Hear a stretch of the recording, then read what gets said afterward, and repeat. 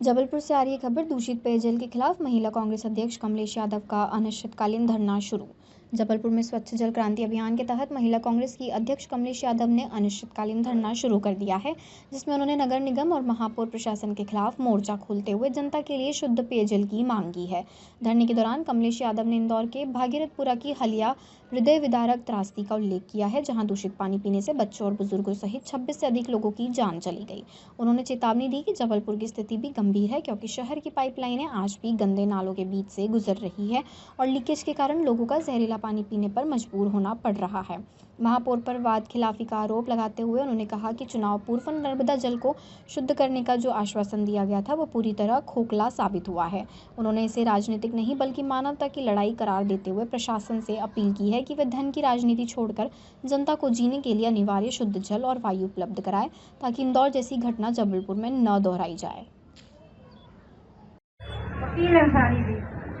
जिस तरह से इंदौर में जो दूषित जल से मौतें हुई, चाहे वो छोटा बच्चा हो 6 माह का, चाहे बूढ़े हों चाहे जवान हो, इतने 26 लोगों से ज़्यादा की मौतें हुई। भागीरथपुरा में जिस तरह की त्रासदी हुई है, उसी को लेकर हमारे शहर अध्यक्ष सम्मानीय सौरभ शर्मा जी के नेतृत्व में ये अनिश्चितकालीन धरना प्रदर्शन रखा गया है और इसी कड़ी में आज महिला कांग्रेस इस धरने पर बैठी हुई है। और मैं माननीय महापौर जी से कहना चाहती हूँ कि आप बड़े बड़े वादे करें, बड़ी बड़ी आपने घोषणाएं करी और आपने सबसे पहले साइन किया था कि हम नर्मदा को शुद्ध करेंगे सबसे पहले, पर आज तक देखें तो नर्मदा में वो दूषित जल बह रहा है। शहर की पाइपलाइनें नाली के अंदर से जा रही हैं, 40-40, 50-50 साल पुरानी नाली में जो पाइपलाइनें गई हैं उनमें लीकेज हो रहा है और वही दूषित जल शहर की जनता पी रही है। आप समझ रहे हैं कि हम लोग यहाँ पर ये धरने पे बैठे हैं, ये हमारी जनता से, आपसे जनता, ना बीजेपी से और ना कांग्रेस की, ये लड़ाई हम सिर्फ मानवता की लड़ाई के लिए बैठे हुए यहाँ पर। और माननीय महापौर जी से ये कहना चाहते हैं कि आप,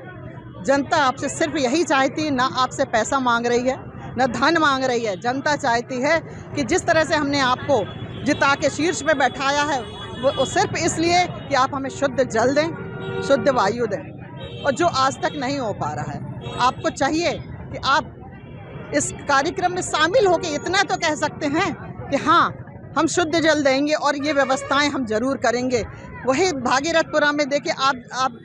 इंदौर में देखें तो बड़े बड़े जो नेता हैं वहाँ पे, जो विजयवर्गीय जी हैं, खुद उनकी विधानसभा में ये कृत्य हुआ है और वहाँ पे स्वास्थ्य मंत्री जो वो वहीं के हैं,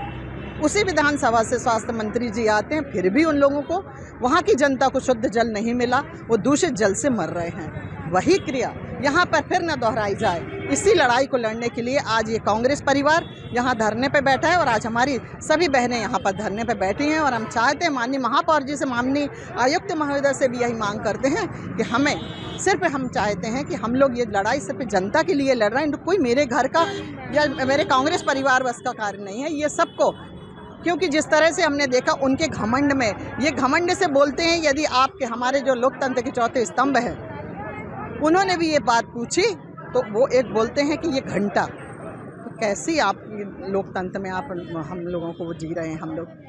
कहीं ना कहीं ये दूषित जल पी के, ये वायु जो प्रदूषित हो रही उसमें रह के जनता बीमार पड़ रही है। हम चाहते, माननीय महापौर जी से भी यही मांग करते हैं कि आप कहीं ना कहीं आप हम लोगों के साथ आएँ और आकर, क्योंकि हमारे जो माननीय अध्यक्ष जी हैं और हमारे सारे पार्षद हैं, ये दूषित जल जो आप देख रहे हैं यहाँ पर रखा हुआ है, सैंपल ला के रखे हुए हैं, ये सारे वार्डों में दूषित जल जा रहा है, उसको शुद्ध करें, यही हम सबकी मांग है। जय हिंद, जय भारत, जय कांग्रेस।